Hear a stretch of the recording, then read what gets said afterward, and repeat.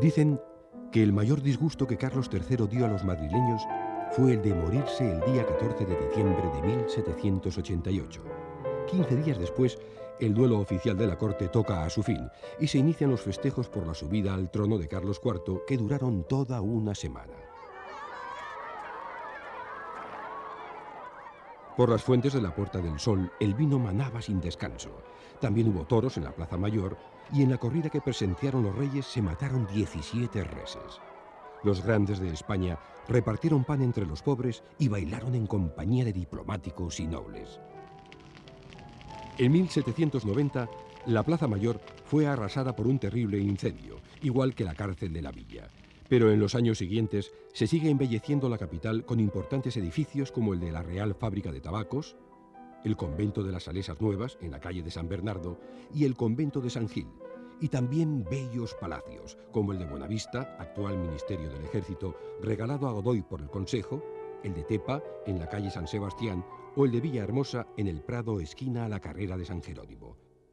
Pero si hemos de creer a Mesonero, pese a las mejoras, Madrid presentaba todavía el mismo aire villanesco de mediados del siglo anterior.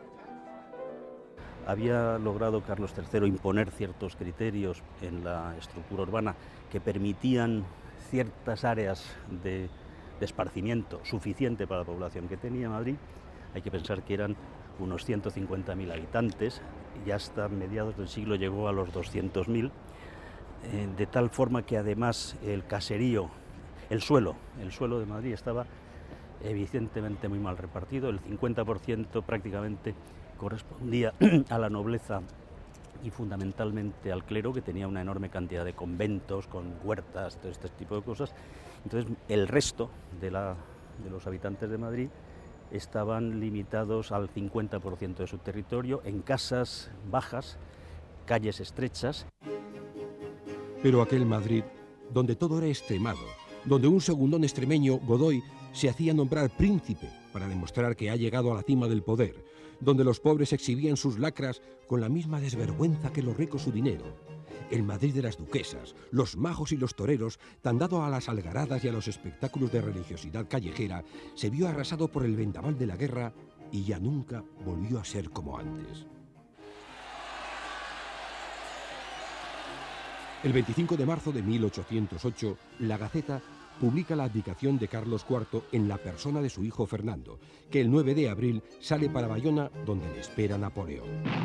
El 2 de mayo, Madrid entero se levanta contra los franceses, que luego establecerán su cuartel general en la fábrica de porcelana del Buen Retiro, donde hoy está la glorieta del Ángel Caído. De aquellos sucesos tan conocidos y de sus consecuencias nos dejó una información privilegiada Francisco de Goya, el mejor cronista gráfico de la época.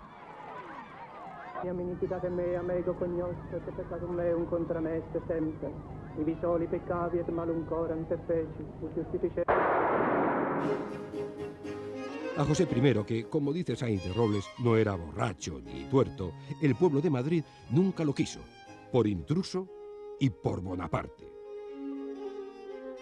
Tampoco era tonto y en su corto reinado inició importantes reformas urbanísticas que, de haberse podido completar, hubieran cambiado la fisonomía de la ciudad. Intentaba Bonaparte transformar Madrid en una urbe de grandes espacios abiertos en la que destacaran una serie de plazas monumentales, desde el Palacio Real a la iglesia de San Francisco, vinculadas entre sí a semejanza de los foros imperiales de Roma. El arquitecto mayor Silvestre Pérez fue el encargado de llevar a cabo aquellos sueños de grandeza que nunca llegaron a materializarse. No se llegó a realizar el proyecto de Silvestre Pérez, que consistía en unir el Palacio Real con San Francisco el Grande, que iba a pasar a ser como una especie de gran sala de reunión cívica, donde una especie de palacio de cortes, de alguna manera. Silvestre Pérez proyectó una preciosa intervención en San Francisco y una calle verdaderamente imponente, totalmente desproporcionada con las posibilidades reales de realizarla, a través de una gran avenida que iba por este frente recorriendo hasta San Francisco y saltaba el vado de la Ronda de Segovia con un imponente puente de corte clasicista. Ninguna de esas cosas se llegó a realizar. Silvestre Pérez fue también quien ideó otros proyectos más factibles y que, sin embargo, le valieron a José I para ganar sobrenombres como el de Rey Plazuelas. Y es que para dejar sitio a las muchas plazas que iban a convertir a Madrid en una ciudad menos agobiada, era imprescindible demoler los edificios que ocupaban más terreno, como los conventos e iglesias, que dentro de sus muros poseían grandes extensiones dedicadas a jardín, huerta o vivienda de las comunidades. Esta y otras iniciativas iban a dar el carácter definitivo de la villa y corte que es Madrid. Las plazas son consecuencia de derribos de cementerios que por razones higienistas, entre otras cosas, mandó destruir Napoleón, y se convirtieron en plazas que son plazuelas, que luego se regularizan en último término. Incluso la Plaza Mayor de Madrid es consecuencia de un arreglo relativamente tardío. De la misma manera que se habla de plazuelas en Madrid, se habló de palacetes. Todos esos diminutivos aplicados tanto al palacio más o menos urbano, que es posterior, o a las plazas más o menos de ornato, pues revelan un tanto el tamaño y la intención, incluso el desparpajo con el que los madrileños han tratado su propia ciudad. Es una cosa muy doméstica, a una escala en estos momentos maravillosa, porque no ha crecido con ese gigantismo de otras urbes, y muy habitable, efectivamente, pero eso tiene unas contrapartidas. Si es habitable en un cierto sentido, en otro no puede ser grandilocuente. Entonces, esa especie de contradicción constante que ha tenido Madrid se refleja en una particularidad muy interesante, ¿no?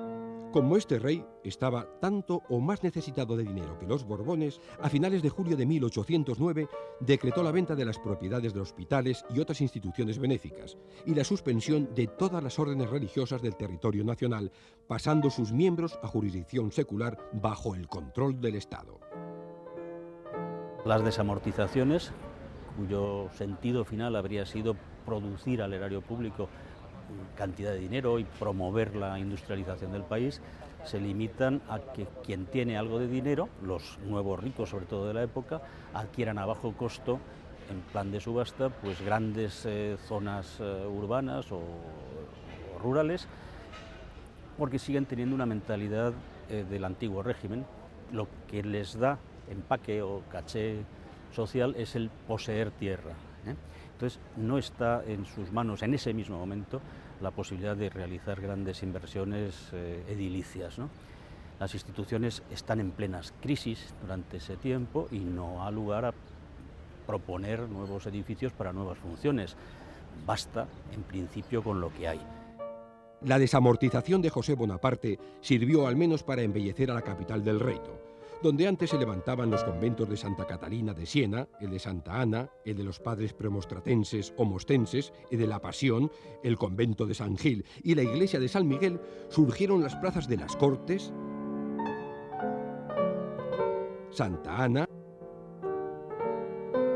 los mostenses y la plaza de pescado de San Miguel. También se derribaron iglesias que fueron más tarde reconstruidas en el mismo lugar, como la parroquia de San Ildefonso y las de San Juan y Santiago, unificadas en 1811 en un solo edificio. De la misma época son las plazas actuales del Rey, de Isabel II, de la Bolsa y del Callao. La ampliación de la Plaza de Oriente se inició con el derribo de una manzana de 56 casas y años después, ya repuesto Fernando VII, la plaza era todavía un solar intransitable en el que se intentaba acabar con la antihigiénica costumbre de enterrar. El aspecto más o menos definido de esta plaza llegó con la demolición del Teatro de los Caños del Peral, en cuyo solar se inició la construcción del actual Teatro Real. El Teatro Real, pues hasta 1860, 50-60 no llegó a estar acabado. Esta era una zona insalubre, de las pocas que había en Madrid, se llamaba de los Caños del Peral, porque hubo un teatro lírico importante aquí ya desde finales del 18, que se había destruido. Entonces este edificio, que se hizo a lo largo de mucho tiempo, después de muchos proyectos y sufriendo problemas económicos de todo tipo, ha acusado hasta hace muy poquito problemas de infraestructura y de cimentación importantísimos. Es casi un ejemplo de lo que ha sido Madrid. La Puerta del Sol se arregla también tarde, es decir, un montón de arreglos constantes sobre cosas no bien planteadas desde su origen y un tanto forzadas. Es un poco la ciudad de quiero y no puedo, en cierto sentido, ¿no? Los teatros de Madrid se estaban poniendo muy caros. Ya no gustaban las comedias alegóricas que habían dejado de representar las inquietudes del pueblo y ni siquiera los dramones románticos de Martínez de la Rosa justificaban el alto precio de las entradas exagerado por la reventa. En cambio, la ópera apasionaba a los madrileños de clase alta. Por el contrario, cuentan que a Fernando VII le gustaban los sainetes, pero odiaba el bel canto. En una ocasión, quiso complacer a su joven esposa, María Cristina, acompañándola a una ópera en el Teatro del Príncipe. Pese al amor que indiscutiblemente sentía por la reina, Fernando no aguantó más que el primer acto y ordenó que interrumpieran la función y representaran los sainetes de La casa de Tócame Roque y El sutil tramposo. Pero quizás el suceso más importante desde el punto de vista cultural fue la apertura al público de la Pinacoteca Privada del Rey, el actual Museo del Prado, instalada en el edificio construido por Villanueva en 1785 para la Academia de Ciencias Exactas y el Gabinete de Historia Natural.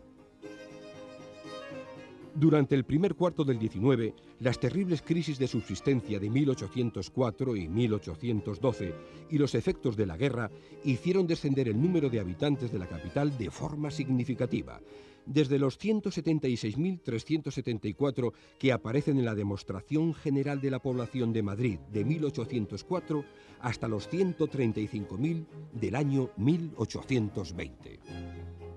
A partir de ese momento, la recuperación es muy rápida y en el censo de policía de 1825, que recoge Sebastián Miñano, aparecen ya 201.344 personas. La población sigue creciendo, a expensas sobre todo de la inmigración, sin que la crisis frumentaria de 1824 altere la tendencia, hasta que la epidemia de cólera de 1834 deja tras de sí más de 5.000 muertos. El Hospital General se reservó en lo posible para los coléricos, trasladando a otros enfermos a los hospitales provisionales. Fue muy importante el papel representado durante la epidemia por la Junta General de Caridad, creada durante el reinado de Carlos III, que en unión de la Junta de Sanidad Local organizó la asistencia médica y repartió toda clase de ayudas entre los afectados más pobres. A finales de 1834, ocupó la alcaldía de Madrid Joaquín Vizcaíno, marqués, viudo de Pontejos, que hizo numerar las casas según el sistema actual, quitó los tenderetes de la vía pública, inauguró el mercado de los mostenses, el nuevo alumbrado de reverbero, plantó árboles, arregló las aceras y organizó el cuerpo de serenos y el de bomberos. También abrió un nuevo centro de recogida de mendigos que sería una verdadera cárcel, el Asilo de San Bernardino. Es una ciudad con unas condiciones óptimas para el asentamiento, en cualquier caso, que requería poco esfuerzo para mejorar lo sustancial. Casi todo el esfuerzo se fue encaminando en consecuencia a pequeñas mejoras urbanas. Nunca hubo un pensamiento global sobre la ciudad, ni siquiera un pensamiento sobre la ciudad como marco del poder, ni siquiera un pensamiento de la ciudad como centro territorial de algo, puesto que los entornos no fueron tratados. En 1836, la supresión de las comunidades religiosas por la desamortización de Mendizábal desalojó muchos conventos. Unos se convirtieron en cuarteles, oficinas, sociedades literarias y otros fueron demolidos para dar amplitud a calles y nacimiento a varias plazas. Los conventos de San Felipe el Real, próximo a la Puerta del Sol, cuyas gradas habían servido a muchas generaciones de madrileños de punto de reunión e intercambio de chismes, y el de San Felipe de Neri, fueron derribados para dar lugar a las calles y plazas de Pontejos, Esparteros y del Correo. La desaparición de los inmensos conventos de la Victoria y de las monjas de Pinto permitió ensanchar la calle de la Victoria y la carrera de San Jerónimo. Donde estaban el noviciado y las capuchinas de la paciencia, surgieron las plazas del Progreso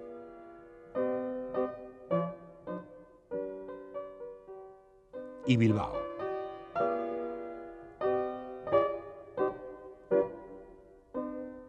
No obstante, Hasta la caída de Isabel II, casi todos los intentos de arreglar Madrid no fueron más que medidas incompletas y tímidas reformas, nacidas al calor de las revoluciones, y eso sin contar con los desastrosos efectos de las desamortizaciones.